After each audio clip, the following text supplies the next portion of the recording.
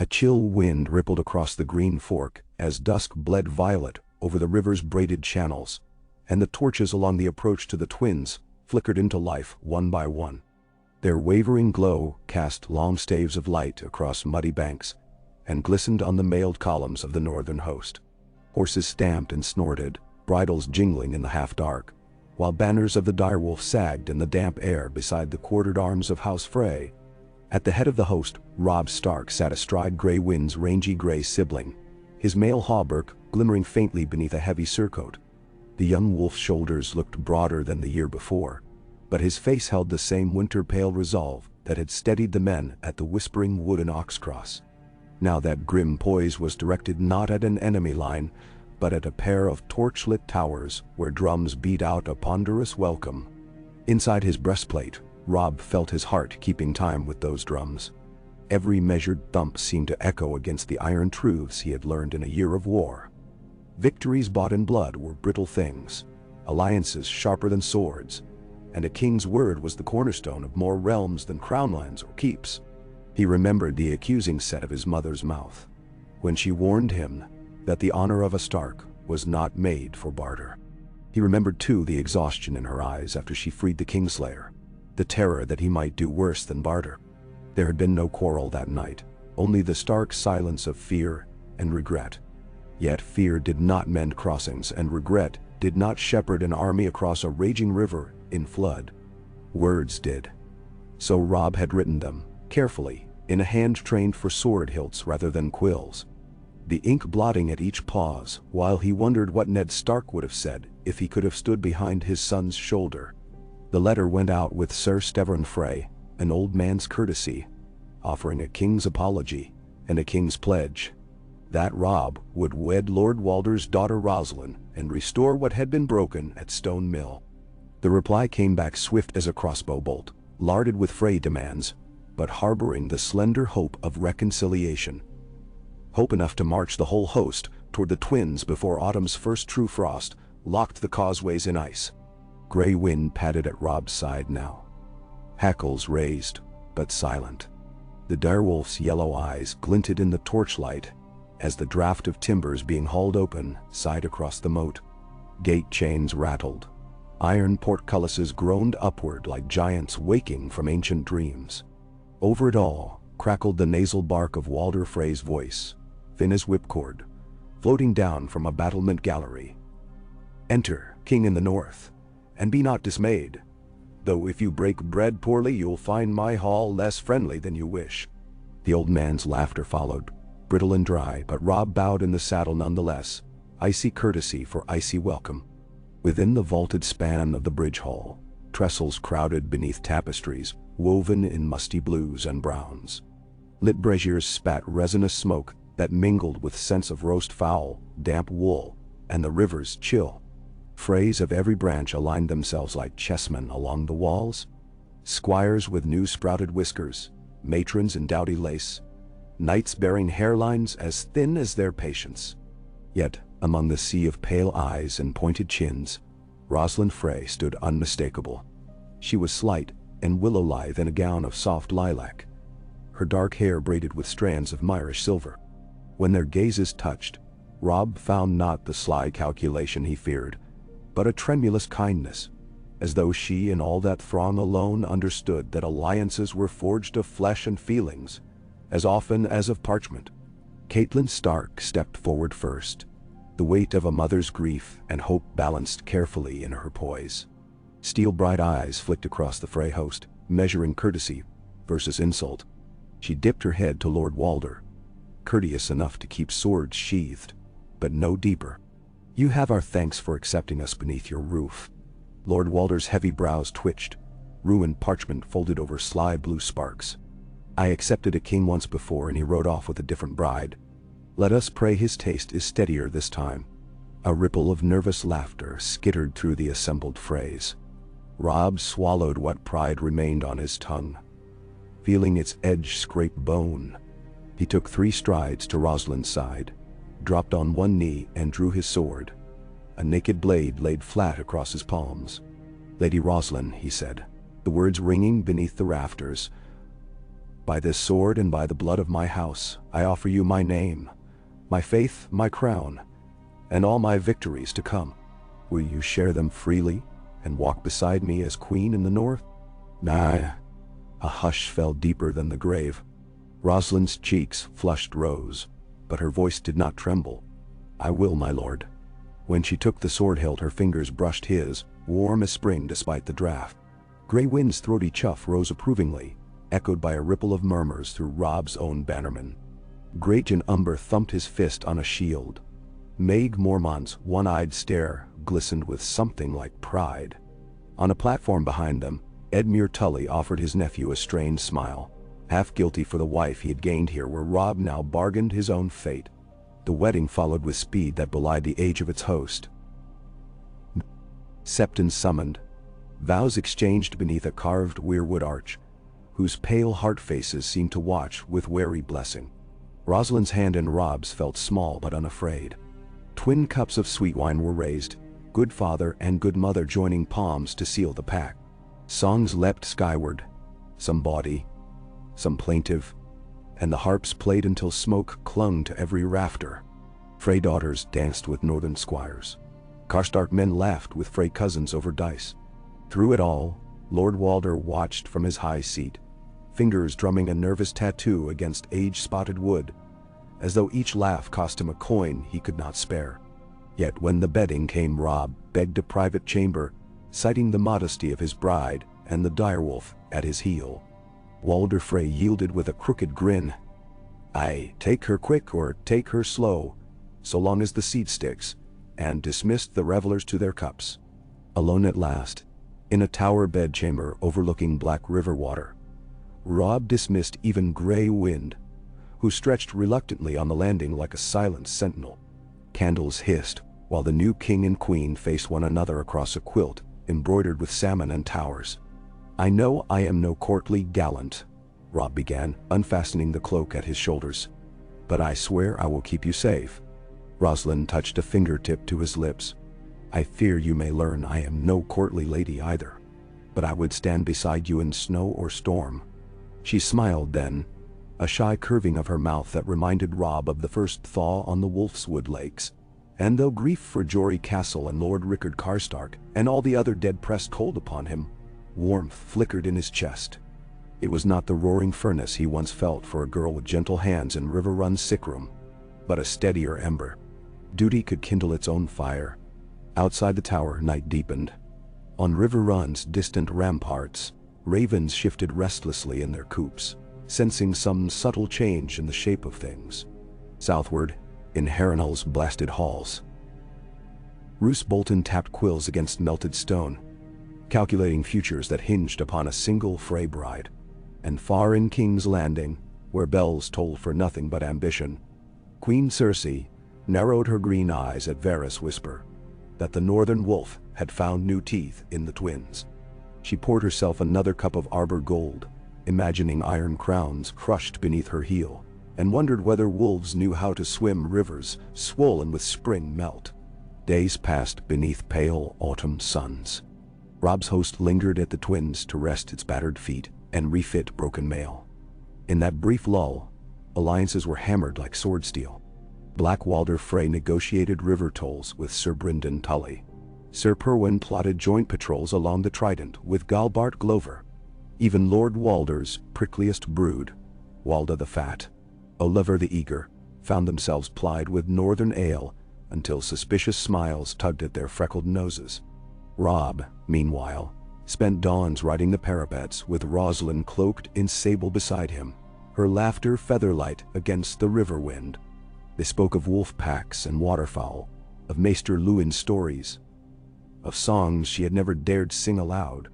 In quiet moments he realized how swiftly longing for war's clamor slipped away, replaced by a gentler ache, to see his mother smile without sorrow, to tease a laugh from stoic Jon Snow across a winter hearth, to ride through Winterfell's gates again beneath banners unsullied by death. Those dreams breathed stronger each day. The Freys remained allies rather than threats. In alliance, there was hope. In hope, roads homeward. Yet Robb was not so blind as to forget the Iron Men of Pike raiding the stony shore, nor the Lannister army massing at the Blackwater for another push north. He summoned his war council to a drafty gallery above the twins' western tower. Their Greyjohn Umber's booming voice rattled wine flasks, while Roose Bolton's soft whisper twined through strategy like a silken garrote. Walder Frey's sons attended, keen to prove their worth now that blood bound them to Stark fortunes. The plan that took shape was bold.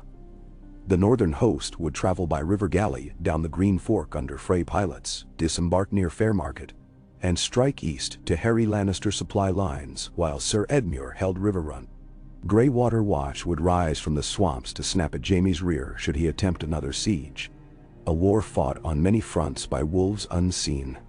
Catelyn watched her son address these grizzled lords and thought how Ned might have approved. But she saw something else as well.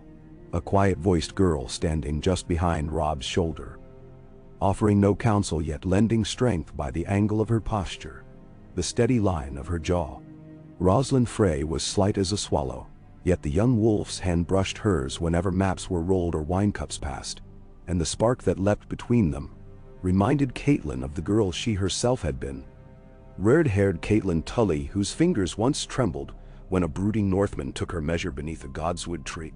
That night she knelt before the heart tree transplanted into a small sept courtyard, an albino sentinel far from its frozen cousins, and prayed to the old gods for courage to believe this fragile peace could last.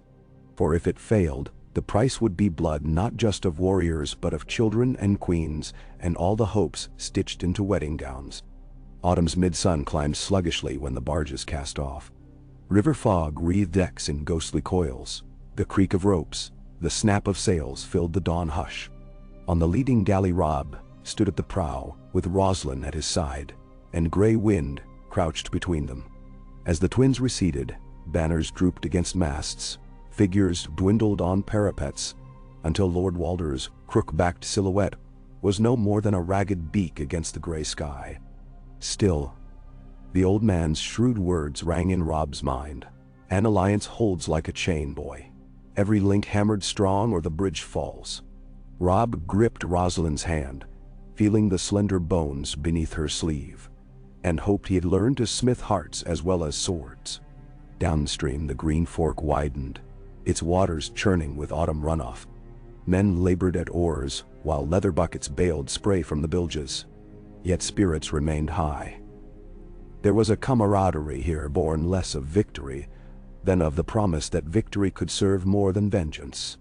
Lords sworn to the direwolf shared salt herring with Frey lads who had never tasted northern catch, and the laughter that drifted over the water was young and unbelieving, as though none dared trust this respite would last. Nightfall brought the barges to anchor beneath willow-shrouded banks. Fires kindled on shore, and sentries paced beneath moss-hung boughs. Robb took first watch, walking the line with Grey Wind padding silent at his heels. In the hush between tree frogs and distant owl calls, he felt the pulse of deeper currents than rivers, the slow turning of the realm toward something unseen. He wondered if his father walked some other shore in death, watching too, weighing pride against mercy. If so, Robb hoped Ned Stark could forgive the bargained marriage, the jettisoned promise to a shattered Westerling girl, the compromises that felt like old bone grinding against fresh break. He had done it to keep his men alive, to keep the North alive. If he succeeded, the dead might sleep easier for it. When he returned to his tent, Rosalind lay awake upon travel blankets, candle stub glowing beside her. She had been reading a battered book of Winterfell's tales that he gifted her after their vows, and she smiled when he slipped inside. In that smile, Robb found the stillness he had sought across every battlefield. He knelt, kissed her palm, and felt the world hush around them. Words left unspoken now seemed unnecessary. The river ran on. The fires crackled beyond canvas. And for the first time since he raised his father's banner, Robb Stark allowed himself to imagine spring. Far to the south, where crows circled burnt fields and the lions rode, thrummed with gold and crimson booth heels, Tywin Lannister crushed a note beneath his fist. "The boy weds a Frey," he murmured, contempt draped over each syllable. Sir Kevan watched the cords in his brother's neck tighten like bowstrings. "Walder's numbers strengthen him," Kevan observed. Tywin's cold eyes flashed. Numbers are as nothing if one severs the head. The map pins shifted under his gauntleted hand, and in their new constellation glimmered a single bright point. The twins, heart of a river, the color of blood, in Typhoon. Yet in the glow of forge-hot brazier coals, the lines leading there looked less like roads than snares, and snares Tywin knew could bite the hunter as surely as the prey. In Dragonstone's storm-lashed halls, Davos Seaworth listened while Melisandre whispered of shadows stirring in northern hearts, of old powers waking beneath ice and pine. Stannis Baratheon folded his gauntleted hands, eyes hooded. So the wolf binds the bridge again. Let him. Chains may hold a king, they may also drag him under. Ravens took wing, bearing tidings to Sunspear and Old Town, to Pike, and to distant Bravos. Each message told the same strange tale, that honor once bruised might yet heal beneath a Frey kiss, and that the riverlands could flow warm with alliance instead of blood. But ravens are dark-winged birds, and in their croak lurks prophecy of storm, no less than calm. Robb Stark felt storm's foretaste 2 nights later, when a courier lathered his mount to reach the convoy as it skirted Fairmarket's mossy walls. The parchment carried wax of white sunburst on pale green, the Karstark sigil, its words struck like a hammer. That Harrion Karstark, hostage in Maidenpool, had been executed by Queen Cersei in reprisal for a failed escape. Lord Rickard demanded vengeance. Robb's fist crumpled the letter until the wax cracked. He thought of the Karstark men riding under his standard even now, their loyalty purchased by his promise that their lord's last son would be spared. Promises like chains could drag a king under. He strode to Roslyn at the prow, the moon silvering her hair. When she saw his face, she laid a hand upon his cheek without question. "Tell me," she said. He did, voice low, river wind snatching syllables and scattering them across the water. She listened, eyes dark with sorrow, and when he fell silent she whispered, "Find another path, one that shields your heart from a revenge that will devour everything." He wanted to believe such a path existed, wanted to believe that marrying her had opened doors other than war. But the wind's lament sounded like the clash of steel, and somewhere behind them, the north howled its own reply. The moon set, dawn burned away dreams. War, it seemed, cared little for chains of love or bridges of hope. Yet Robb Stark held fast to both as the galleys nosed into the Red Fork and banners rippled anew. Direwolf beside twin towers, silver trout gleaming between. On banks of russet mud, ranks formed silent, shields interlocking beneath indifferent skies. From the line steps Mage Mormont, bearing a fresh-painted standard stitched by Frey needlework. The Black Bear of Bear Island quartered with pale blue towers on gray. She plants it in the earth beside Robb's own, and cheer rises like thunder. Alliance sealed by steel as well as vows. Gray wind lifts his muzzle and howls, the cry rolling over field and river, echoing into the hearts of men who have bled for their king, and will bleed again. Robb draws his sword, sunlight sheeting along its edge, and feels Roslyn's gaze on him like the soft heat of morning hearth fires. For all the leagues still to march, for all the Lannister gold yet to spill, in that moment he knows the realm has changed course. Whether toward glory or ruin, only the gods might tell. But for the first time since his father died in a dungeon cell, Robb Stark believes the choice may yet be his to make. He raises the blade skyward. The host roars its answer, and the riverlands, waking to the rumble of hoofbeats and the crack of banners unfurled, prepare to witness a story not of weddings ended in red, but of bridges built anew, stone by uncertain stone, upon the shifting current of fate. Gray dawn rose slate-pale over the camp at Fairmarket, shivering through lines of damp linen hung between horse lines. Frost crusted every half-trampled reed, and the river beyond the earthwork ditch ran black beneath a veil of low mist. Robb Stark stood at the threshold of his command tent, breath ghosting before him, and watched the first banners lift in the chill wind. Mormont Bear beside Frey towers, Glover's silver fist beside Umber roaring giant. Somewhere near the cook fires a thin piping whistle tried to coax cheer out of the cold, but the tune faltered as it climbed.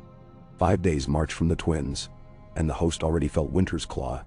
despite the calendar's insistence on autumn. Inside, a brazier glowed dull red. Rosalind lay wrapped in wolf fur and heavy wool, dark lashes still against her cheek. Even in repose she wore the faint smile of someone who had dreamed a gentler world than the one waiting beyond the tent flap. Robb allowed himself one heartbeat to watch her, then fastened his cloak and stepped out into the brittle morning. The war council gathered among spitted hares and steaming kettles. Greyjohn Umber greeted him with a clap that rattled links of mail. "The boys are ready, your grace. Wolves howl for Lannister meat." "Let them sharpen their teeth on breakfast first," Robb said, though the great Joan's thunder rumble heartened him. He beckoned Lord Rickard Karstark, whose iron-gray beard bristled with frost. "Ride with me. We must speak." Karstark's eyes were hooded, black with grief turned flint. Harrion's death hung around him like a funeral shroud. Yet when Robb led him to a ring of frost-rimmed alder trees and dismounted, the Lord followed without complaint. Grey Wind stalked behind, paws silent on frozen mulch. "I will not deny you justice," Robb began. "But we must be clever as well as fierce. Cersei means to bait us." "Rats bait wolves," Karstark growled, breath pluming. "The wolves still feast." "Aye, but a snarling wolf alone can be trapped." Robb drew in cold air, feeling its bite in his lungs. "Edmure writes from River Run. Sir Cleos Frey brings terms from King's Landing. They offer an exchange, Sansa and Arya for Willem Lannister and your Harrion 7 days past." He bowed his head. "Your son is beyond ransom now. Yet the offer remains for the girls. If we slay Willem in vengeance, we forfeit even the pretense of good faith." Karstark's gloved fist tightened until leather creaked. "My son was slain in cold blood. The Lannister cub deserves no less." "He will answer," Robb said. "But not until my sisters are safe." He placed a hand on the older man's mailed shoulder. "Trust me this once more, my lord. I will pay the debt." Long moments passed. At last Karstark exhaled through clenched teeth. "Very well. Yet do not make me wait long, your grace. Blood cools, but not a father's anger." When Robb returned to camp, Bolton banners already rippled at the horizon. A column from Harrenhal, lean ranks under flayed-man sigils. Roose Bolton rode at their head, pale as moonlit bone inside his pinked tourney cloak. He dismounted with disturbing grace and bowed. "Your grace, I bring 2,000 spears, fresh shod and provisioned. Harrenhal's stores are generous. Now I never." "Your timing honors us," Robb said, clasping Bolton's wrist. Grey Wind bared teeth, but withheld growl. Bolton's scent unsettled him. That night, tents blazed with oil lantern glow. Robb convened his captains. Bolton, Karstark, the Great Joan, Mage Mormont, Sir Brynden. Frey's attended too. Sir Perwyn, Sir Olivar, Aenys Ryman. Each determined to prove worth in the new alliance. A painted map of the Trident stretched across a plank table, littered with pins. Bolton traced a pale finger along the red fork. "Lord Tywin masses at Harrentown, but riders say he detaches a swift host toward the Golden Tooth. If we strike before his columns form, we can shatter foragers, hamstring supply, and melt away." "Like the mountain hunts peasants," Mage Mormont snarled. "I say we seize the fords and dare them to come. Hold fast, and we risk siege." Sir Brynden's graying beard jerked in grim amusement. "The lion has claws enough to encircle any hill we choose." Robb listened, weighing counsel as his father once had. "We strike by river, quick and hard, deny the Lannisters food and fodder, then fall back to River Run. Steel not anchored cannot rust." Karstark inclined his head grudgingly. Bolton's dark eyes glittered approval. As plans took shape, Rosalind slipped inside unseen. She stood near the canvas wall, quiet as snowfall. Yet Robb felt her presence like a candle flame. When talk turned to hearth rooms and billets for Frey levies, she spoke softly.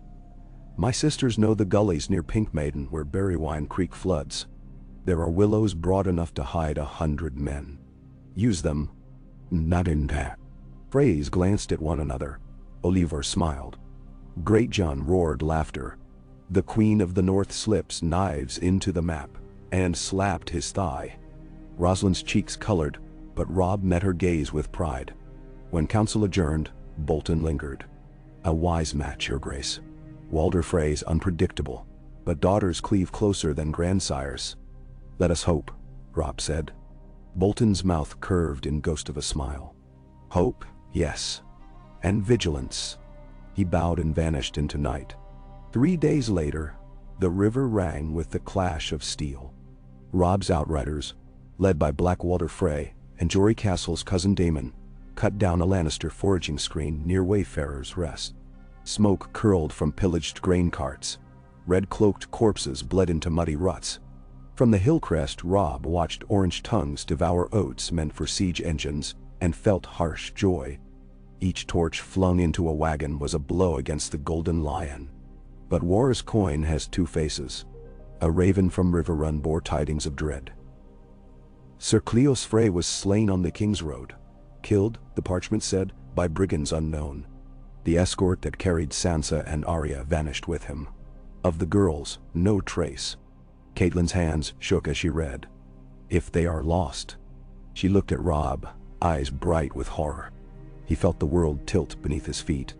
We will find them, he swore, though in heart he feared they were never on that road at all. Lannister deceit ran deeper than rivers. Karstark said nothing, yet his gaze burned. Vengeance delayed begins to rot. That night, tents shuddered under cold rain. Light flickered within Robb's pavilion, where a single candle fought drafts. Rosalind sat at the trestle sorting correspondence, careful hands folding each missive twice. When Robb entered drenched, she rose at once, worry scroll shadowing her brow. He shrugged off cloak, water pattering to rush-strewn floor. Else hope, he said. My sisters remain captives. Rosalind touched his arm. Their captors are cruel but cunning. They hold them as surety. So long as you breathe, they dare not harm the girls. He managed a broken laugh. Another chain. Chains can bind foes as well as friends. She brushed wet hair from his eyes. Live, Robb? That is the blade's edge you wield. Then, he pulled her close. The candle guttered. Outside, thunder muttered along the western rim like hooves across a vault. Gray wind paced, restless, ears pricked to some unheard cadence of storm. Morning brought clearer skies and blacker tidings. A dozen Karstark men had broken into the goat pen in the night, dragged Willem Lannister and Tion Frey from their pen, and hacked them to rags beneath a weeping willow. Their bodies lay by the ditch now, pale as butchered lambs. Guard spears found one Karstark dying with crossbow bolt in gut. The rest vanished. Anger spread through camp like dry grass fire. Freys shouted at Karstarks. Karstark spat on Freys. Swords flashed before officers forced sheaths. Robb rode straight to Lord Rickard, surrounded by grim mail-clad kin. Your men committed murder, Robb said, reins trembling in his grip. I gave orders that the prisoners be unharmed. Karstark's face might have been carved from glacier. My sons are murdered. Wolves do not whimper when pups die. The girls, my sisters, will die for this. Robb's shout cracked winter air. You condemn them as surely as if your hand held the knife. Karstark did not flinch. A king who cannot avenge his blood is no king. He turned away. Robb's heart hammered. Every face around him was a mask. He felt the fragile fabric of alliance tearing like rotted silk. Lord Karstark, he began, but words failed. That night, a war council became a court. Torches hissed inside the alder circle, where Robb convened bannermen. Willem's hacked corpse, sewn in a sack, lay at the council's edge. Tion Frey's beside it, a crimson stain on grass. Frey eyes glittered with outrage, Karstark eyes with sullen defiance. Robb spoke. The men who did this were traitors. Their lives are forfeit, and Lord Rickard shall aid in their arrest. Karstark stepped forward, cloak snapping. They are dead or fled. Blood answers blood. Hands went to hilts on both sides. Catelyn pressed a hand to Robb's elbow. Do not break the North for pride, she whispered. Robb's vision swam with memory. Ned Stark's braided words of justice. The feel of ice-forged greatsword in a boy's hands. He lifted chin. I will not spill more northern blood tonight. Lord Karstark, you are confined to your tent until dawn. Then we speak again. Naval. Karstark spat, but the Greyjohn and Sir Brinton closed ranks, guiding him away beneath spear points. After, Catelyn faced her son alone. If you execute Karstark, you lose half your swords, she warned. If I do not, I lose my sisters, he said. And, maybe, my reign. Your father once chose mercy and lost his head. Robb met her eyes. My father chose honor. And so must I. But mercy is not dishonor when justice waits its hour. For now, Rickard lives. She touched his cheek, heart heavy. I pray that is enough. Yet even as morning lit camp, Karstark tents stood empty, save for scattered gear. Grey wind found the tracks first, boot prints leading into river mist. Scouts returned by noon. Lord Rickard rode north with 300 sons and spears, bound for Castle Serwyn or White Harbor. No one knew. Wolves can sniff but not drag back a whole pack. Robb assembled the host at midday, banners whipping like trapped crows. Rickard Karstark has renounced us, he declared. He breaks his oath, and we will not break with him. Our war is south, not north. Eyes met his, umber fierce, Bolton unreadable, Frey eager for blood that would prove loyalty. Robb lifted his sword. Forward. We march for Seaguard and the coast. Let us choke the lion's throat before he roars. And so began the harrying of the southern marches. Robb led flying columns through alder swamp and barley field, burning Lannister granges, toppling watchposts, slashing baggage lines. Ser Olivar Frey captured 2 paymasters, wagons of coin clinking under trampled seals. Meg Mormont's shield maidens ambushed a column of sellsword slingers near salt pans, leaving corpses for crabs. Bolton's cavalry drifted ghost-silent through fog to seize a mill town at dusk, slipping away by dawn with every bushel of flour. For a fortnight, lion banners vanished eastward, pawing at rumors of wolves where wolves no longer were. Yet victories tasted of ash. Ravens from White Harbor spoke of raiders out of Stony Shore, ironborn, emboldened by Robb's absence. And from King's Landing came word that Sansa Stark had been wedded to Tyrion Lannister in sudden ceremony. The letter arrived unsigned, as though even the quill feared retribution. Robb crushed parchment. Another chain. He slammed fist to table. They flaunt her like prize so. Rosalind's fingers found his. Chains can break. She leaned nearer. Strike at Casterly Rock. Pride is Tywin's brittle spine. The rock. The blackfish raised brow. A fortress built of mountain and gold. Gold can be bought, Rosalind said. Walls gilded blind. A stone's strength is its mortar, and the rock's mortar sits in ships that feed Lannisport. Starve the harbor, the rock cracks. Greyjohn laughed delighted. Freys murmured. Bolton narrowed eyes. Robb studied his wife as though seeing a new battlefield mapped behind her gentle expression. Ships, he mused. Lord Jason Mallister's fleet rides at Seaguard. Greyjoy longships prowl the coast, but might turn for gold. Or for vengeance, Catelyn interjected. Theon's sister holds Deepwood Motte. Robb nodded slowly. We need the sea. He turned to the table. Order march for Seaguard. We will speak with Lord Jason. Roads to Seaguard wound through leaf-red woods and fishing hamlets smelling of smoke and brine. Villagers cheered the direwolf banners, though some eyes tracked Bolton's sigil with dread. Grey wind dashed across sand flats chasing gulls. Rosalind rode at Robb's side, cloak billowing salt spray blue. The outer walls of Seaguard rose from cliff like weathered granite fangs. Lord Jason Mallister, tall as his own keep's tallest Merlon, greeted them in the yard. Silver-winged eagle on his surcoat, he bowed to Rosalind first, courtly as any reach knight. My lady, you grace us. She curtsied despite saddle-stiffened limbs. The grace is yours, my lord. Your fortress sings of courage. Dandwani. Robb smiled faint. A song we may need voice for. We ride against the rock, by water. Mallister's ruddy face lit with sudden flame. Lannisport stole my son's life at seas. Give me cause, and I'll sail into its very bowels." "'Cause you have," Robb said. "Will you lend sails?" 20 longships remain after Balon Greyjoy's ravages," Mallister replied.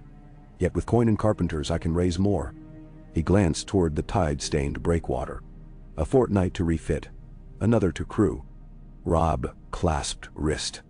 "Begin at dawn." Bolton stepped forward, voice silk. "A bold play, your grace. While we build fleets, Tywin may march." His eyes slid to Frey's. "And other alliances, Frey." Robb held Bolton's gaze.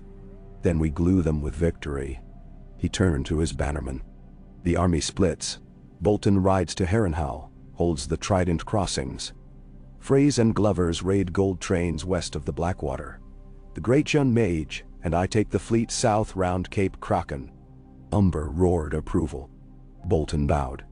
Yet as he turned away, the pale man's glance lingered on Roslin, a heartbeat longer than courtesy. Grey wind growled low. Seaguard thrummed with hammer and saw. Masts sprouted like saplings in drydock. Pitch burned night and day. Roslin worked among camp followers rolling bandages, her hands swift. She laughed with fishermen's wives, traded songs for eels, and the town began to call her their river queen. Robb watched, surprised by gentleness kindling loyalty faster than banners. One evening they walked Sea Bluff where gulls wheeled. "Your people love you," he said.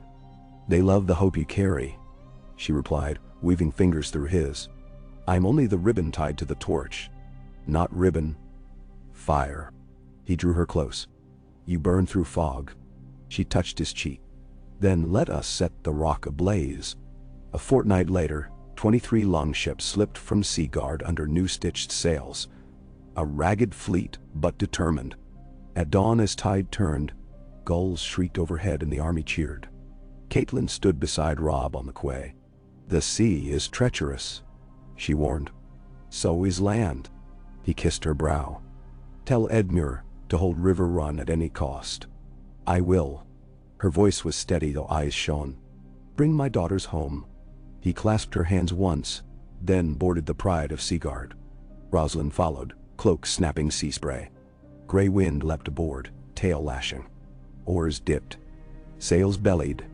The fleet turned south, hugging coast. Behind them, Seaguard dwindled, then vanished in morning haze. Ahead lay iron shores, reefs, krakens, and beyond, a city of red roofs and gilded gates, sleeping beneath the shadow of a mountain of gold. The first blow fell not on Lannisport but on Pike. Near Cape Kraken, a tempest drove the fleet against ironborn reavers under Lord Victarion Greyjoy. Masts cracked like bones. Salt spray blinded archers. Yet Robb's longships slid between reaver hulks and set them aflame with pitchpots. At dawn, smoldering hulks littered the strait, and Mallister's fleet limped onward -3 keels. Roslin bound wounds on deck, her hands steady even as breakers crashed over rail. The men began to call her the Storm Dove. Storms followed them down the coast, weather and war. In the mouth of the Mander, they snatched 2 merchant cogs laden with Myrish wine, spoils to fund more sails. At night, Robb paced deck beneath waning moon, planning hammer blows on harbor chains. If they could cut the fleet anchored at Lannisport before Lannister levies manned them, the rock would stand isolated. But the sea has ears. As they rounded Fair Isle, a fast galley slid from fog. Sails red as fresh blood. Twin lion heads scowled from her prow. She fled before pursuit, yet not before sighting Stark standards. By dusk a dozen beacon fires winked along the shore. Mallister cursed. "The harbor will be ready. Then we strike before word turns to preparation," Robb said. He ordered double rowing through night. Sails reefed hard to catch offshore wind. Crews bent themselves to oars, backs shining with sweat under torch flare. Roslin carried water skins from bench to bench, quiet encouragement. Greyjohn stomped deck calling jokes, keeping rhythm. Drums beat time like war hearts. At dawn, Lannisport lay ahead, golden and serene, gulls drifting above curtain walls. But in its bay 3 war dramans swung at anchor, pennants snapping crimson. Robb counted their gunwales, 200 oars each. A sea fight on their terms would butcher his lighter craft. "We cannot attack head-on," Mallister muttered. "Into the breakwater straight," Robb commanded. "Draw them shallow." Longships veered, banners furling. The larger Lannister dramans labored to pursue, depth of keel hindering maneuver. Gray wind barked at their towering hulls as bolts stung water around him. In narrow throat between reef and mull, Mallister's ship split like shoaling fish. The Pride and three sister craft rode full into teeth of enemy flagship. At the last instant, Robb hailed Greatjon, and men heaved casks of wildfire overboard. Emerald flame erupted beneath the lion ship's forefoot. The beast reared, timbers popping. Robb spun tiller hard. The Pride slewed clear as Draman's prow cracked, gutted by green inferno. Flames climbed rigging, screams raced the wind. Second and third Dramans shuddered to a halt, crews scrambling to douse. Longships darted like sharks, hurling grapnels, boarding ladders. Iron and reavers captured from pike led the charge, blood-mad for plunder. Battle raged deck to deck. Robb leapt across splintering rail, icebreaker sword flashing. Gray wind gained the drum's quarter, felling archers in a crimson arc guy. By dusk the harbor burned. Lannisport's wharves crackled under sheets of flame. Smoke smeared sunset like spilled ink. Robb's men towed half-ruined Dramans seaward, others scuttled. Mallister stood at the prow, wind whipping ash across his cheeks. "The pride of the West is ash," he exulted. Yet victory cost. 10 longships sank, among them the sweet Lavendar bearing Sir Olivor Frey. Bodies washed against mole breakers, faces white. Roslin knelt beside each to whisper a blessing. Storm Dove's feathers now darkened with grief. That night Robb walked broken plankways above lapping flame-lit water. Beneath him glowed a drowned universe of embers. He felt neither triumph nor defeat, only the inexorable wheel turning. Cut one chain, forge another. Mallister approached with leather pouch. "Dispatches from Seaguard," he said. "Ravens, bearing Bolton seals." Robb slit string. Words danced in torch flicker. "Harrenhal has fallen to Northmen. Tywin rides west with 2/3 host to lift siege of Golden Tooth. Stannis Baratheon marches on King's Landing from the south. The city in chaos. Bolton holds trident, requests orders." Robb exhaled. Wheels within wheels. The lion is forced home. The stag strikes south. We must choose ground. Roslin came, hair smelling of smoke. He passed her the letter. She read quickly, eyes widening. "If Tywin rides west, the rock is vulnerable from land." "A chance to end him," Robb said. He gazed toward burning harbor. "We are the hammer. Bolton is the anvil. Between, we crush." Mallister nodded grimly. "We can land at Fair Isle, march on Casterly Rock's rear." "Prepare," Robb commanded. "At first light we sail again." But dawn never reached them intact. In pre-dawn gloom, a horn blared from harbor mouth. Scouts scrambled onto gangplanks shouting, "Sails to east!" Robb rushed to forecastle.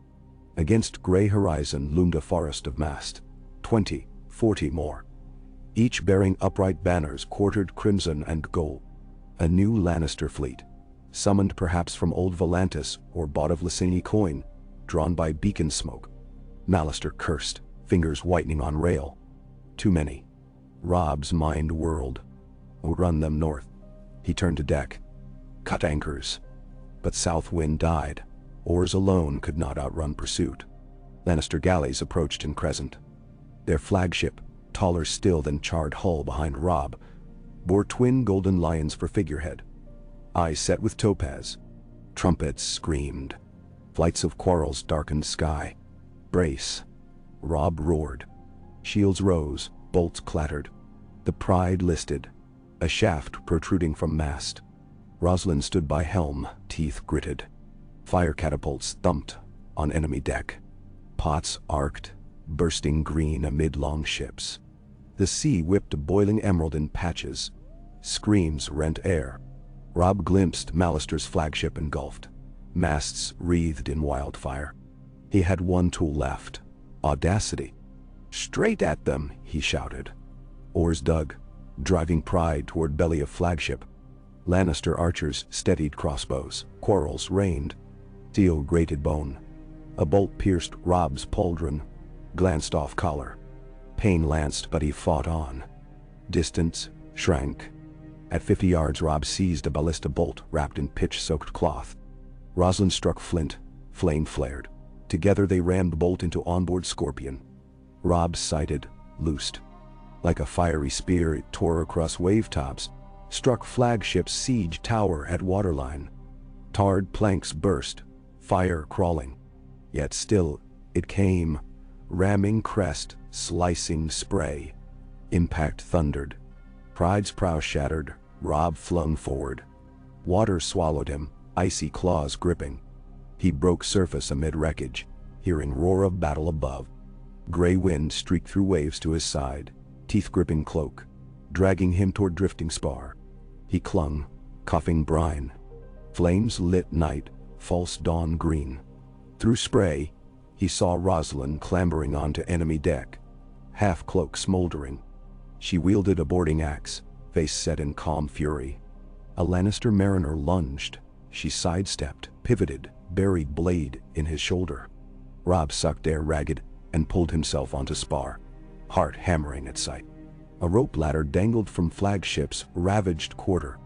Robb swam, seized rung, hauled dripping. Gray wind scrambled behind, claws slashing wet oak. They gained deck where chaos reigned. Mallister's surviving men clashed with lion guards, steel ringing over splintered timbers. Robb shoved through melee, calling Rosalind's name. She turned above him on stair to upper deck, hair dark banner. Relief flashed, then warning as arrow whistled. She pivoted, shaft grazed her arm, slashed cloak. Blood welled crimson on white sleeve, but she kept climbing. "Hold the stair," Robb shouted. Gray wind bounded upward, snapping at foes. Robb followed, sword heavy, weight of wet mail dragging. On command bridge, a knight in gilded plate awaited. Sir Adam Marbrand, Tywin's fiery right hand. His cloak of red silk billowed amid smoke. "King Wolf," he hailed, raising longsword bright as dawn. "Your prey escapes. I guard his shadow." "My prey stands before me," Robb answered, stepping onto deck slick with rain and blood. Rosalind pressed linen against arm behind him. Gray wind circled, growl vibrating planks. They clashed beneath burning sails. Marbrand fought with dancer's grace, blade whistling arcs. Robb met him heavy shoulder drives, Stark steel biting. Sparks showered as swords rang. Marbrand's riposte nicked Robb's thigh, but Stark counter rippled through guard, forced him back. Gray wind lunged. Marbrand kicked, boot catching Wolf's muzzle. The beast yelped, rolled aside, eyes aflame. A sudden lurch. Fire below reached powder magazine. Deck heaved. Mast cracked, collapsing onto rail. Both combatants staggered. Marbrand recovered first, thrust low at Robb's belly. Robb parried, edge screaming but slipped on tar. Blow skated along hauberk, slicing rings. Pain flared. Then Rosalind was there, axe haft jarring Marbrand's helm. Gold dented. Knight reeled. Robb capitalized, slash across breastplate. Steel parted, blood spurted. Marbrand gasped, sank to knee. Another shudder. Flames roared through hold. Robb seized Rosalind's hand. "Ship's lost," he barked. They dragged wounded Gray Wind toward rail, where shattered longboat clung by ropes. Crew leapt, dull. As deck buckled, they dropped into boat, blades hacking free.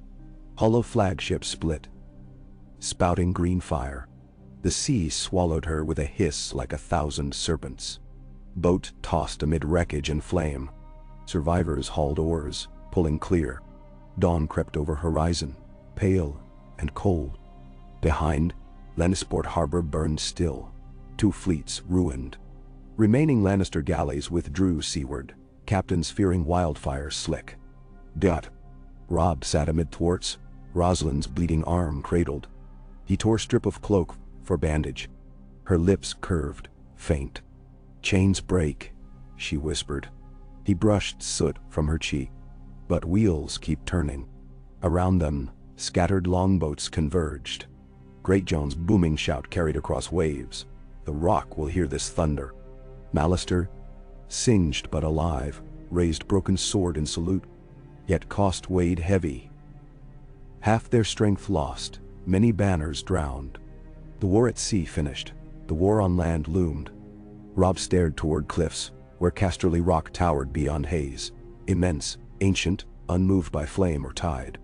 Within its halls, Tywin Lannister might snarl at news of fleet destroyed, but stone would stand. To bring that lion low, wolves must dig deep. He turned to his men. "Make for Fair Isle. We regroup, tend wounded. Gather every fisher boat. We march inland." Oars dipped. Exhausted arms rode. Rosalind leaned against him, pulse steady beneath bandage. "We will need allies," she murmured. "Bolton holds river crossings," he said. "The North must stand together." Her gaze met his. "Then write to Karstark. Offer pardon if he returns." Robb hesitated. "He killed my prisoners. He lost his sons. Blood answers blood, you said. Answer him not with gallows, but with hope." She squeezed his hand. "The wheel can turn kinder if we push." Waves slapped hull. Steady drum. He nodded slowly. "Parchment and quill when we reach shore." Above them, gulls circled, white silhouettes against ash-smudged sky. The sun climbed, meek and pale, but unbroken by smoke. Robb felt its weak warmth on his face and dared, for a heartbeat, to believe spring might still come. On Fair Isle's pebbled beach, they built a cairn for the dead. Mallister spoke, voice hoarse. Rosalind laid driftwood flowers upon stones. Gray wind howled long and low, echo carrying over restless sea. At vesper Robb summoned scribes. Letters went north to Karstark, east to White Harbor, south to Stannis. Offers of pardon, pleas for fleet or foot. Promises of shared victory. Ravens launched into crimson sunset, black wings beating against dying light. Night fell calm. Robb walked cliffs alone until Rosalind joined him, cloak billowing like ship canvas.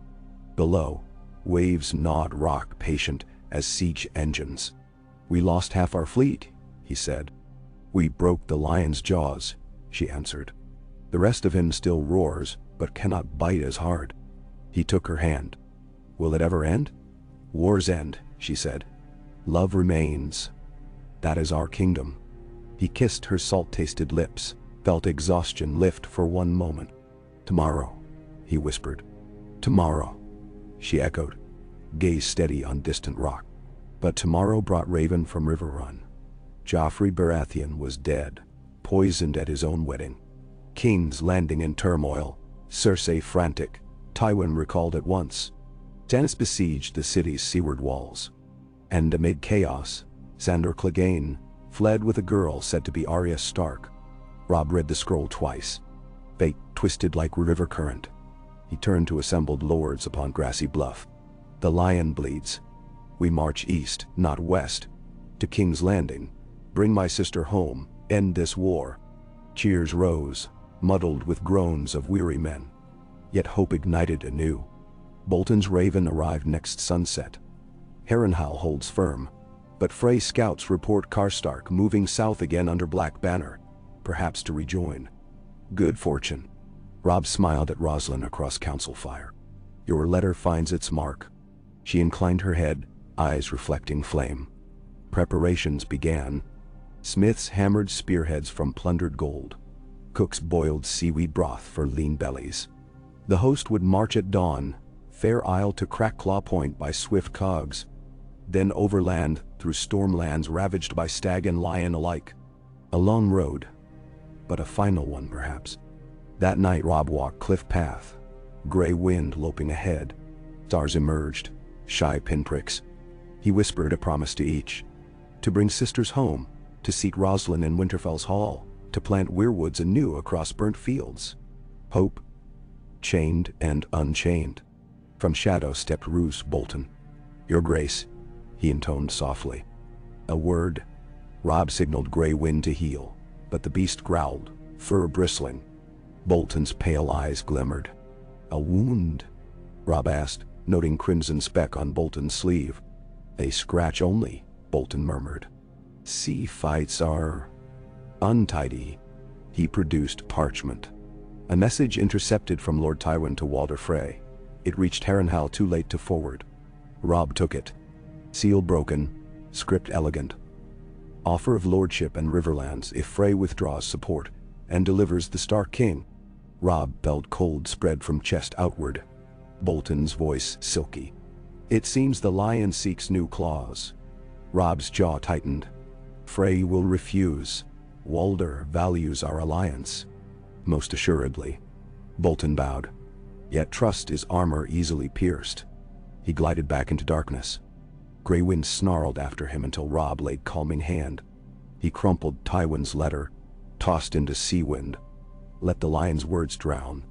Returning to camp, he found Rosalind waiting near fire pit, face gaunt with fatigue. He embraced her, murmured nothing of letter. She leaned against him, and for a time they watched sparks spiral toward stars. Dawn of departure painted sea pink. Ships ferried troops across narrow strait, while gulls screamed overhead. On last barge Robb stood beside Rosalind, Karstark riders milling on shore beyond. Lord Rickard himself waited at gangway. Robb stepped ashore, met his eyes. No words, only clasp of forearms. Forgiveness weighed heavier than chainmail. Together they led the host inland, banners streaming. Direwolf, bear, trout, flayed man, twin towers stitched beside direwolf. Wheels turning, chains binding, breaking, binding anew. And somewhere on horizon, beyond riverlands and red mountains, the Iron Throne glimmered like fresh sharpened sword. Promise and peril both. Robb Stark rode toward it, storm dove at his side, gray wind ranging before, heart armored in hope hammered thin yet unbroken. Behind, salt wind carried echo of oath. That kingdoms might be forged not only of conquest, but of bridges kept standing, even as rivers raged beneath. "Now, Umbelanidi, and Frey, and they have behel." Cold mist lay heavy across the crown of Fair Isle's eastern cliffs. Waves hissed against black-green rock 100 feet below, the rhythm as steady as a smith's bellows, as relentless as the turning of Westeros' tangled fates. Robb Stark stood at the head of the host arrayed along that knife-edge plateau. Karstark lancers newly returned and chastened. Frey levies nervous but eager to prove true. Mallister bowmen stripped of sea spray salt. And the great shaggy northern foot that had followed him from Winterfell through 1,000 leagues of blood. Behind them, tents billowed like ghostly sails under a gray dawn. The smoke of breakfast fires drifting eastward to mingle with the salt taste of the narrow sea. He raised a mailed hand, and the murmur stilled. Even gull calls seemed to pause in the wind. "Today," he told them, voice carrying like a war horn, "we cross the breadth of the Reach and Stormlands, strike the lion's den while its master is away, and break every chain that binds the North to a throne of broken oaths. But first we must reach Redgrass Field before the lion's banners rally. We march at second bell, light, swift, and hungry. Carve our passage with iron, but leave fields unburnt and villagers unbroken. We are wolves, not crows." A ripple of assent swept the assembly. He glanced at the Karstark ranks. Rickard's face was thick with regret, but the old man lifted his sword in silent pledge. Rosalind Frey, cloaked in Mallister indigo and trimmed in white bear fur, took her place beside Robb without a word. Her bandaged arm rested in a sling of direwolf gray. When she caught his glance, she offered a measured nod. Strength, not comfort. Robb thought how unlikely a thing it was that the brittle alliances of men might hinge upon this quiet girl's resolve. Yet there she stood, steel beneath silk, as essential to the great game as any blade. Across the crest, the banners dipped in the breeze. The direwolf of Stark, the salmon of Tully, the towers of Frey, the flayed man of Bolton, the roaring giant of Umber, the silver fist of Glover, the black bear of Mormont, the sunburst of Karstark, the eagle of Mallister, all woven now into a single tapestry of grudging trust. Better men than he had died for less. He would not waste the chance their blood had bought. K. They quit Fair Isle in a coil of dust and thunder, the sea slipping behind them until its roar dwindled to the memory of ram's horns. Robb's scouts swept wide ahead. One wing led by Sir Brynden Tully, the other by Mage Mormont's eldest daughter Daisy, whose axes loved the wind as much as gulls loved the tide. Between those wings rolled a living river of men and horses, 23,000 souls bound together by threadbare loyalty, hunger for peace, and stubborn northern pride. For 6 days they kept to goat tracks and drovers' lanes south of the Gold Road, moving swift beneath orchard bough and heather-dotted moor. They slept in ruined watchtowers and barley barns, paying with honest coin and swifter vows. No ham stolen, no maid defiled, no cruelty for the sake of cruelty. Some tax collectors and petty lords scuttled out to spy, but a silver direwolf stamped in wax on a parchment of safe conduct kept most at bay. Those who scorned parchment found stark discipline sharper than the edge of Karstark's spears. On the 7th dusk, they reached the Mander's upper forks, where the river curved past the abandoned ruin of old oaks, its moss-covered ramparts glimmering under a harvest moon. There they halted to mend harness, tar arrow shafts, and bury 4 men kicked to death by mules, and another 12 felled by flux from spoiled oysters. Robb convened his captains in a crumbling gatehouse overgrown with ivy. The moon's ghost-pale light slanted through shattered merlons, painting white bars across a war table scored with a dozen previous campaigns. "The Lion marches from Brightwater Keep," Roose Bolton reported, his soft voice slipping through the ruin like a weasel through reeds. Helene's riders tasted their dust at midday. 3,000 foot. Lord's House Meadows, Fossaway and Swan among them. Escort 2 baggage trains headed for King's Landing. No sign of Tywin. Tywin will bloody our flanks if we lunge for the capital, Sir Brynden said. Better we smash these reach trains before they set coin into the city's purse. Meg slammed gauntlet to stone. Better we slit Cersei's throat while half the realm is spinning from her boy king's poisoning. The gate of the gods remains closed, Bolton murmured. And the Mudgate is Stannis' business. A siege fought from 2 directions rarely ends well for either assailant. Robb let the voices run, tasting each argument like a cook salts a stew. Finally he rapped his knuckles on the map. Sir Cleo's death has opened rifts between Lion and Reach. If we carve into their baggage and free the roads north of the Roserad, we force Mace Tyrell to recall his petals to guard his own harvest. Then Cersei stands alone. He looked to Rosalind, seated in a broken archer's embrasure, legs tucked beneath her layered skirts. She met his eyes calm as a set, still pool. "King's Landing feasts on wagons, not banners," she said. "Starve the streets and the gold cloaks will riot before the Lannisters can rally." "So be it," Robb declared. "Brynden, strike at first light. Take the river road with Mallister Bow and Karstark outriders. Seize the Meadows train. Meg, swing wide east, find the Fossaway's orchard camps. Burn their food but spare their small folk. Daisy goes with you."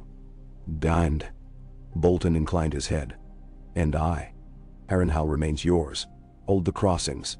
Send word if Tywin stirs." Bolton's pale lips curved almost into a smile. "It will be my pleasure, Your Grace." After the council melted back to campfires, Robb lingered at the ruined parapet, hood drawn against autumn chill. From a nearby tower throat rose the dusk chant of nightjars. Further off echoed the low mutter of 2 Frey sentries debating whether grey-water soup counted as proper supper. The world felt poised upon a blade. One blow at the wrong hinge and all his careful joinery might snap. Rosalind stepped through a gap in the wall and pressed a tiny leather pouch into his palm. "Dried juniper," she explained. "When steeped it clears the lungs and hardens the sinew." Maester Brynden wrote of rangers chewing it before long marches in snow. Robb smiled, slipping the pouch into his belt. "You read Maester's scrolls, while the lords argue border tolls." "I listen," she said. "That is a wife's armor." "A husband's too," he almost replied, thinking of Ned Stark's silent vigils in Winterfell's Godswood. Instead he brushed a strand of her hair behind her ear. "Ride with the baggage today. If battle comes, I want you yards behind me, not leagues." "Only yards," she promised. "Never leagues." He bent to kiss her, and for one heartbeat, the ruin of old oaks felt less ruinous, the moon less cold. I'll go now. The strike against the meadows wagons came with dawn fog spilling along the mander like breath from some green sleeping giant. Sir Bryndon's outriders, 36 flint bowmen, mounted on piebald drum horses, flitted between willow clumps, already flaming gold with leaf turn. Their shafts cut drovers from their seats before the first scream pierced the mist. Karstark lancers thundered in next, blue sunburst pennons snapping overhead, spears gleaming frost-white as they punched through lumbering ox yokes. Crates shattered, belching wheat into the air like burst pillows. By the time the sun's rim cleared the eastern hills, charred wagons smoked amid trampling soldiery, and Sir Leicester Meadows lay in the muck nursing an arrow in his thigh, surrounded by a dozen prisoners pale with shock. Robb arrived mid-morn to find Bryndon grimly tallying loot. Salt beef, sacks of chickpeas, 8 hogsheads of strong wine, a wagon of blacksmith's tools crated for King's Landing, and 2 chests of reach silver minted with oak leaf stamps. One chest he handed to Dacy Mormont to dole among the levy. The rest he counted for ransom or bribery, to bristle the next set of road barons. Robb dismounted, lifted a single handful of wheat, and let it pour through his gloves. To feed a city that starved us, he mused. Not this city. Bryndon pointed eastward. Stannis might appreciate a wagon or 2 if we aim to woo him. Stannis is a righteous blade. Robb looked north where river mists still clung. Hell not bargain while the Iron Throne beckons. But a starving city bucks even righteous blades. Bane in May. Word from Mage arrived by Raven that same dusk. Fossaway camps burned, orchards stripped, but small folk spared save 3 lords' levies slain for resisting. 20 cartloads of cider and dried apple dispatched to the main host. Prisoners en route for ransom. Messages also came from Harrenhal. Roose Bolton reported Tywin marching west again in feigned haste, leaving half his strength at Harrentown to repair roads. Bolton offered to harry them, but Robb ordered him to watch, not hound. Tywin's true gambit remained hidden beneath layers of shadow and gold. At camp that night, Robb gathered lords around a peat-fueled brazier. King's Landing shrinks for want of grain, he said, unrolling a reach grand survey stolen from a master at laws. Mace Tyrell stores harvest at Bitterbridge but will not break it without Cersei's coin. We will drive every spigot of food northward to River Run and Greywater Watch, then downriver to Seaguard's ships. Let the capital feast on its own pride. Then, the strategy meant endless raids. Swift bites at wagon trains, mill burnings at night, controlling river forts by day.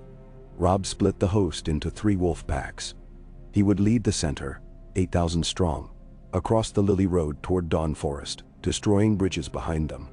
Bryndon and Mage would each command flanking packs of 5,000 to screen his wings, striking and vanishing among hedgerows like huntsmen's shadows.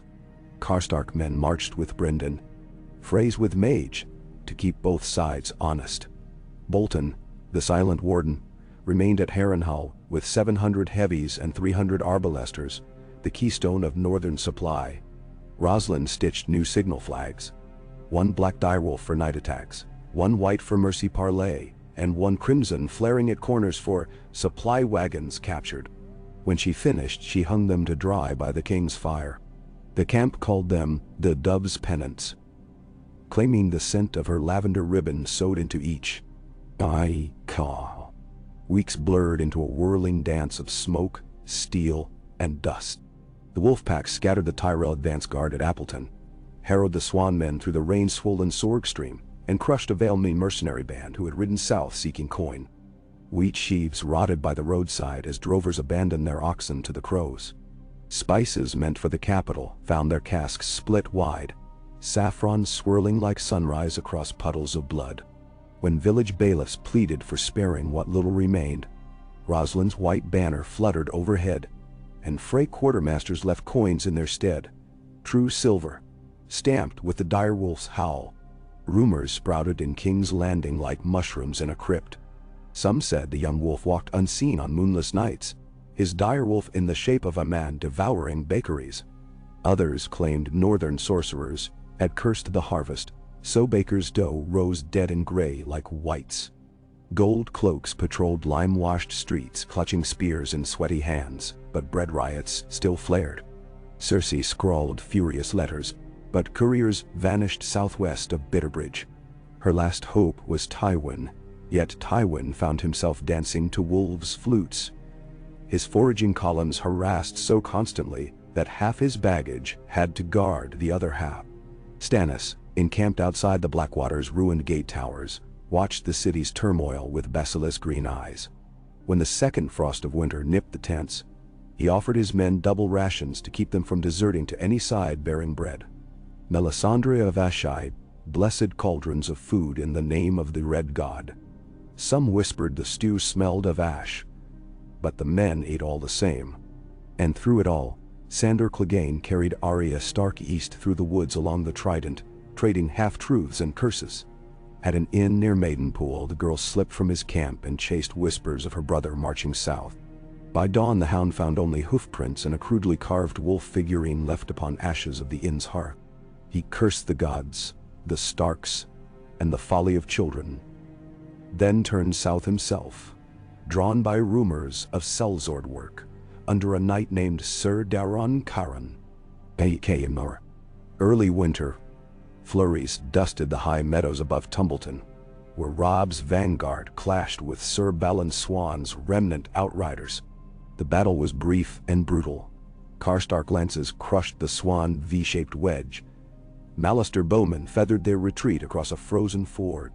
16 Reach knights surrendered in the last light of day, kneeling at spear point among shattered horse corpses. Robb accepted their vows of quarter, then dispatched them west with parole letters to carry his terms to Mace Tyrell. Stand aside from the Lannisters, and the North would recognize the Reach's borders from the Mander to the Watcher's Pass. Break bread with lions and face famine. He sealed each scroll with dark gray wax, stamped by a Frey tower astride a wolf, his and Roslyn's new ring. That night, campfires painted long red shadows across the snow-patched field. Robb paced between rows of pikes, set like teeth around the command tent.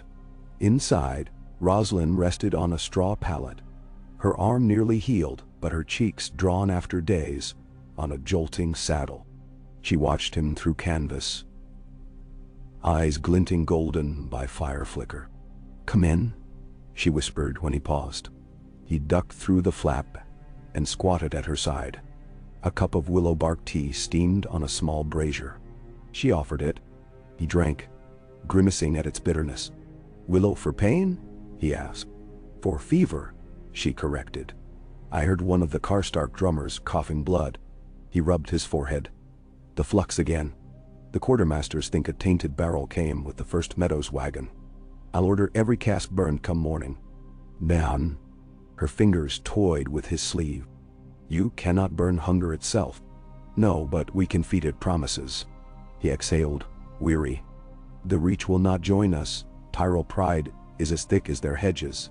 If they march, we may fight two fronts. So starve them first." She squeezed his hand. "You've shown the lie in your teeth. Now show the roses your thorns. Strike Bitterbridge's granaries, but leave Highgarden untouched. Fear of famine will grow faster than seeds of love." Robb studied her face. No guile, only clear logic. "You would make a hard-hearted queen." "A guarded one," she said. "Wolves must guard their pups." He brushed his knuckles along her cheek. "I have no pups yet." Her lips curved. "The gods may change that, come spring." Something in his chest stirred. Hope or terror or both. He kissed her brow. "Sleep," he said. "Tomorrow we ride for Bitterbridge." "Only." Bitterbridge lay on the Mander like a fat jewel set in a floodplain of swirling mud-brown water. Its ancient keep rising mid-span atop a long-arched bridge of fused stone. Once, traders passing between Highgarden and King's Landing paid toll in coin or song. Now they paid silence, for the keep's gates were barred behind Tyrell spears. Robb's pack reached the river during dense dawn fog. Bryndon's green cloaks had already seized two ferries hide-tethered to limestone pillars downstream. In the fog they hauled ropes, guided by muffled clinks of harness. Karstark scouts crept under willow roots to reconnoiter the bridge. They returned dripping with icy water, but bearing news. Only 200 men guard the gatehouse, mostly hastily levied farmers. Robb assembled a strike force, 200 picked men under Dacy Mormont and Blackwalder Frey, to climb beneath the bridge's arches and scale the inner tower at moonrise. While they crept like spiders across the dark mortar seams, Maeg's shield maidens would attack the western gate in feigned fury, drawing defenders outward. When the horns sounded 3 times, Robb's main body would storm across. The plan unfolded as if written in blood ink. Torches flared on the west span where Maeg's 20 shield maidens beat shields and roared curses, their voices echoing like trolls inside a bell tower. Tyrell men scurried from the gatehouse shouting orders, leaving eastern parapets scant defended. A rope ladder snapped over the parapet. Dacy's bare-cloaked head rose grim and shining with sweat. 3 heartbeats later, the first horn blast ripped through fog. 1, 2, 3, 1. Robb spurred Greywind, now armored in boiled leather, forward at the head of the northern wedge, and across the damp stones they flew, the direwolf pennon streaming behind. Tyrell defenders pivoted too late. Karstark's spears punched through their thin shield wall. Blackwalder's men poured boiling oil down outer stairs, then jammed the portcullis chain with an axe haft. Robb vaulted from saddle into a crush of swords, parried a halberd blow, and ran his blade through a sergeant's belly. Grey wind tore out the throat of a man who dared raise a crossbow. Within minutes, the gatehouse surrendered. Granaries within the keep's south ward yielded 10,000 bushels of barley, rye, and oats. Robb ordered every storehouse sealed, and a white pennant raised. Surrender terms to house Tyrell. Grain for neutrality. Lord Mathis Rowan, the Reach commander nearest, replied by raven. When roses bow to wolves, the sun will rise in the west. Robb read the message aloud to his captains. Rachin laughed so hard he nearly choked on a pickled turnip. Brynden suggested sending the raven back with its feet tied together, so it lands arse first and sees sense. Instead, Robb seized half the grain, loaded it onto barges, and sent them downriver under Mallister Guard toward the mouth of the Mander. There, a flotilla of Seaguard cogs waited to carry the corn to Gulltown, White Harbor, and, eventually, the starving camps under Stannis banners. A quiet gift to a silent ally. The other half he left in Bitterbridge under a garrison sworn to the direwolf and Tower, commanded by Sir Perwyn Frey. Break bread with any Reach lord who signs neutrality, Robb told him. But guard your stores as dragons guard eggs. If they storm you, burn every bushel before they taste it. Perwyn saluted, eyes shining with pride at a task no Frey had yet been trusted to hold alone. Roslyn embraced her brother briefly, whispering at his ear. Only when the king's host rode east toward Duskendale and the sea did Perwyn turn back, shoulders squared as if bearing 7 generations worth of spite. In May, them so. But triumph's ember cooled quick beneath winter's breath. 3 days' ride from Bitterbridge, near the burned shell of an old sept, a messenger galloped into Robb's column, horse lathered, eyes rolling. He bore Bolton's sigil, but was not a Dreadfort man. Robb recognized him instead as one of the small garrison left at Harrenhal. The rider slid from saddle, staggered, and pressed a blood-stained scroll into the king's hand. Robb cracked the seal.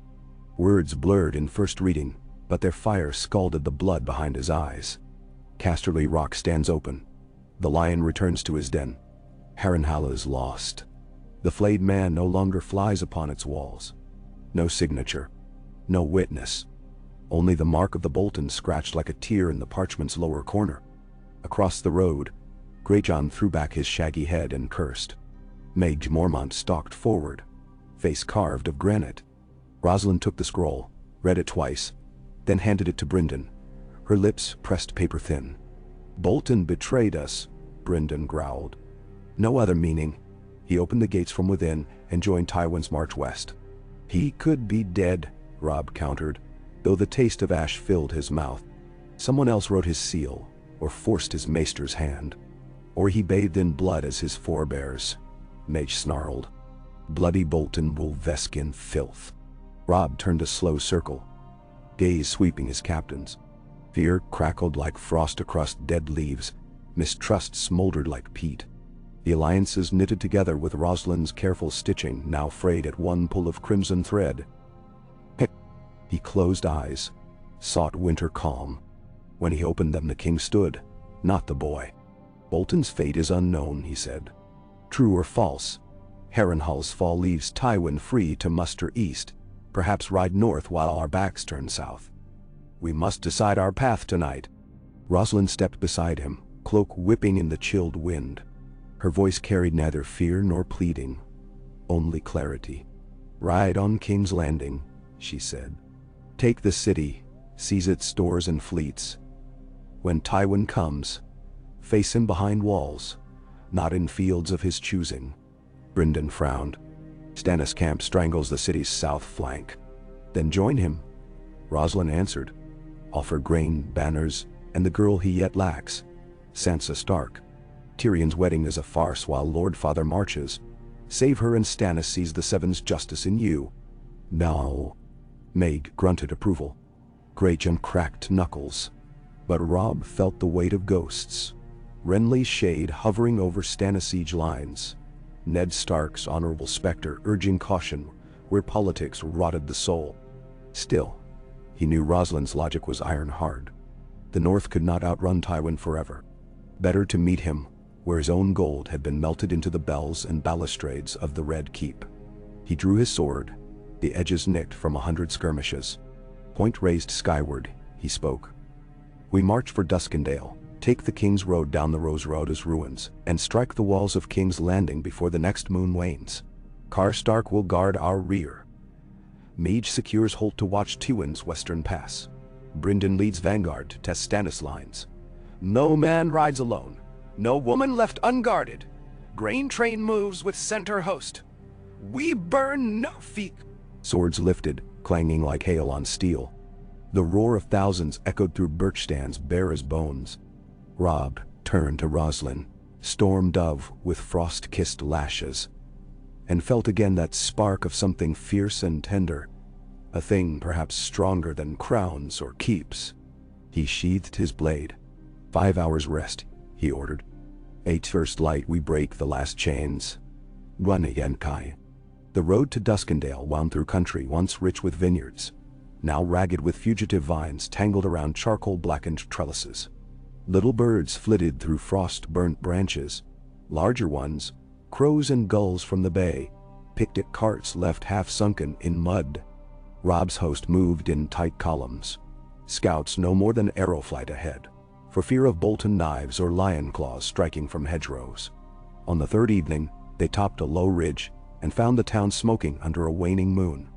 Plumes rising from warehouse roofs, scattered flames licking dark doorways. Duskendale's squat curtain walls were unbreached, but inside rang the clang of steel surrounded by torchlight chaos. A ragged column of sellswards in red and tan cloaks fled south down the King's Road, packs bulging. Robb sent Mormont riders to round them, then pushed within the gates. Inside, a battle had ended only moments before. Stannis' fiery banner of the crowned stag engulfed in heart flame flew over the town square beside serried ranks of Stormland soldiers. Sir Davos Seaworth, his black salt beard shot with gray, stepped forward to greet Robb, flanked by a woman tall as midnight wearing red silk that shimmered in the flames' glow. Davos bowed low. Your Grace, we did not hope to see northern spears so far south. Robb dismounted. I'm to free my sisters and end the usurper's hold on innocent folk. At the word usurper, Davos flinched. Whether at Cersei or Stannis, Robb could not tell. The red woman's copper hair gleamed as she inclined her head. The Lord of Light foretold 2 wolves, walking in fire. You are one. The other stands behind shadows still. Spare me riddles, Robb snapped, weary. I bring grain. Your camps starve. Davos straightened. True. Our supply lines bleed. Then, share mine. But I mean to ride through your siege lines to the Red Keep. Debshan. Stannis will never yield the first blow, Davos warned. Enter first, and he will breach behind you. Better than starvation, Robb returned. Roslin came forward, white banner in hand, flanked by Black Walder and Dacey. She addressed Davos directly. We carry bread and offer alliance. If King Stannis will treat with King Robb as equal, the wolves will stand beside the stag against the lion. Davos' sea blue eyes weighed her like tides sounding a channel. He turned to the red woman, who nodded once so slightly that the motion might have been a trick of torch shadow.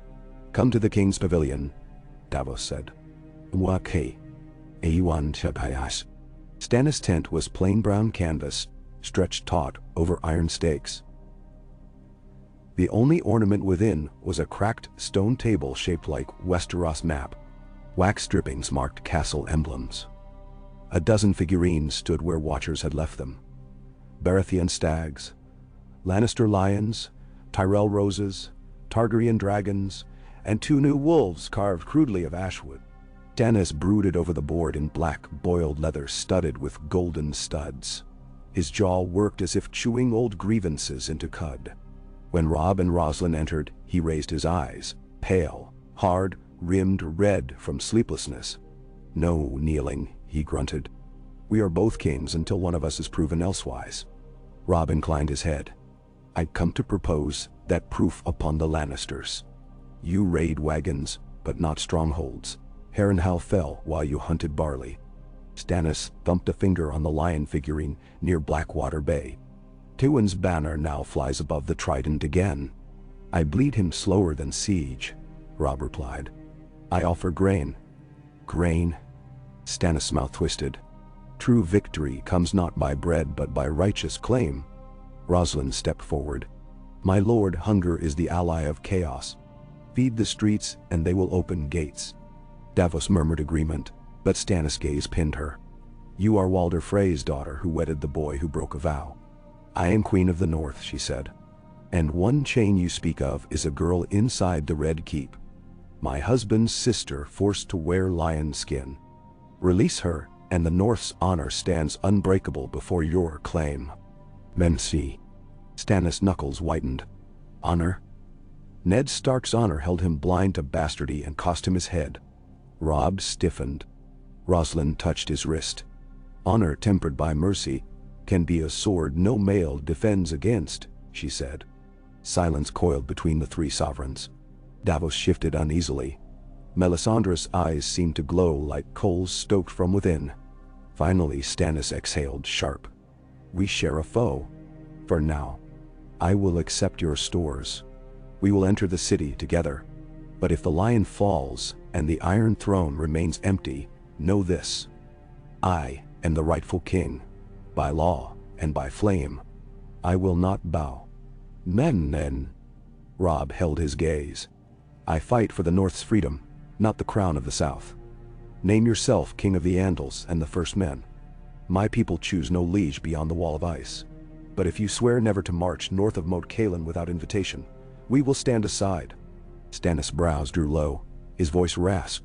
"Moat Cailin is a ruin." Robb smiled thinly. "Yet it holds every Southron host at bay." "Swear." "Words," Stannis spat. "But very well. So long as you wage no war upon my realm, I will not cross your heap of stones." "Naum?" They clasped wrists, calloused to calloused, 2 young kings carrying realms upon tired shoulders. Roslin breathed out slowly. Davos did likewise. "The dawn is ours," Melisandre whispered.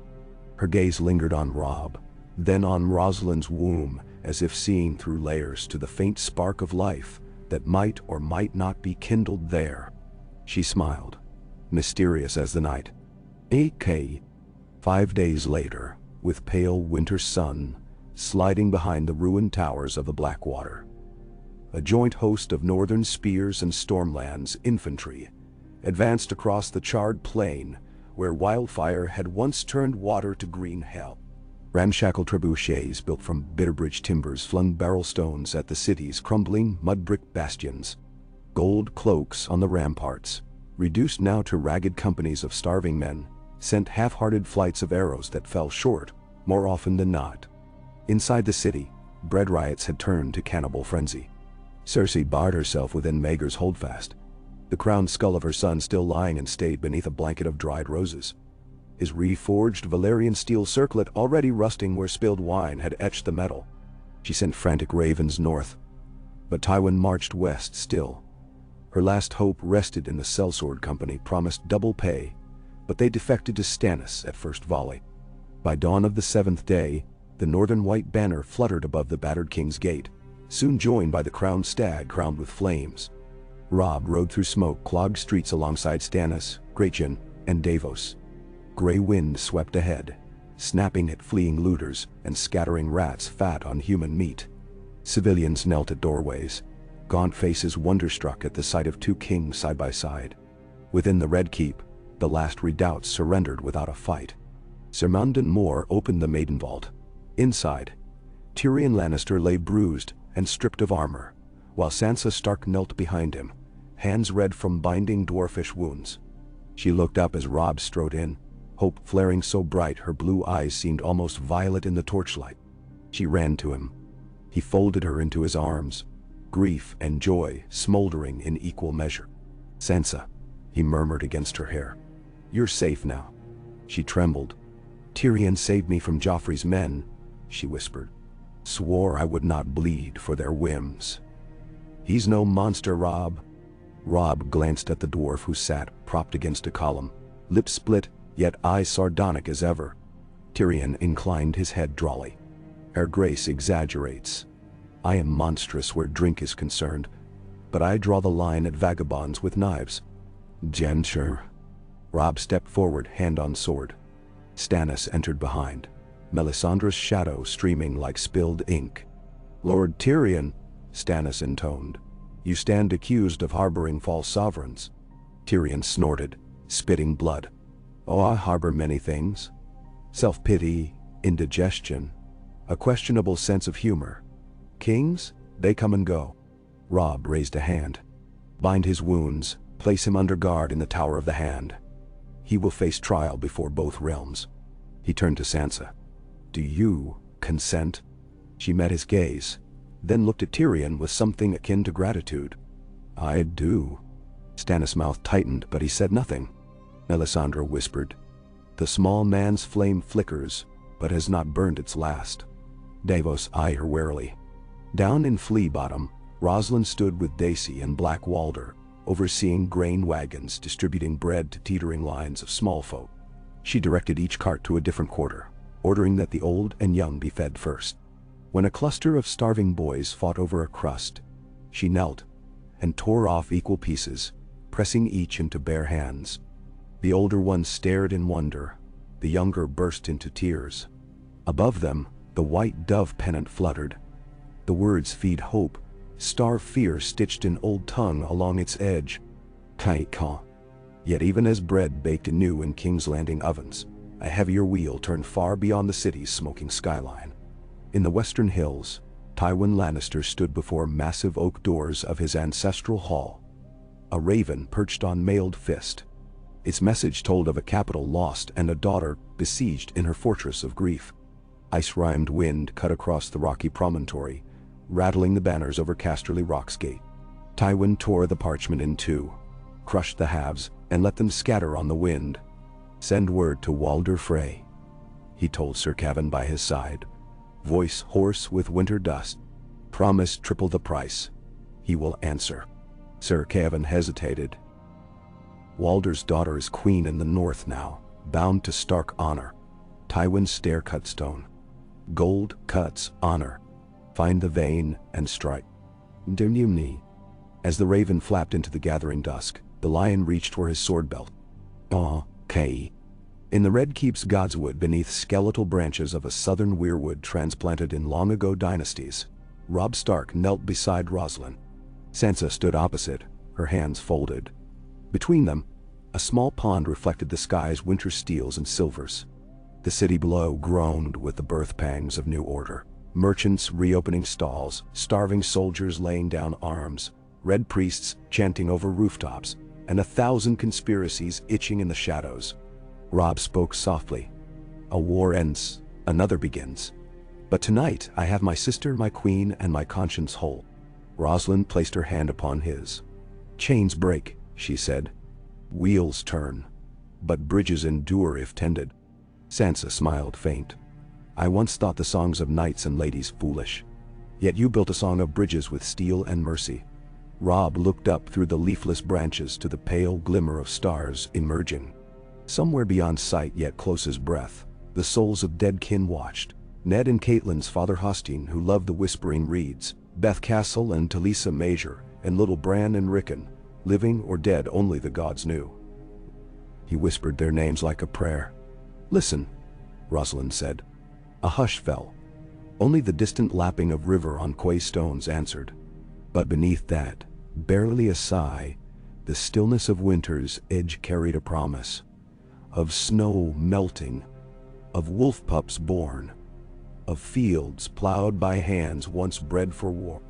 It was not victory nor absolution, only possibility. He rose, helping Rosalind to her feet. Gray wind padded from shadows to lean against her side, accepting her absent-minded scratch behind the ear. Sansa slipped her arm through Robb's. They turned toward the path, toward torches flickering along the keep's red walls. Behind them, the pond lay still, reflecting stars. A breeze kissed its dark mirror, rippling lights into argent shards.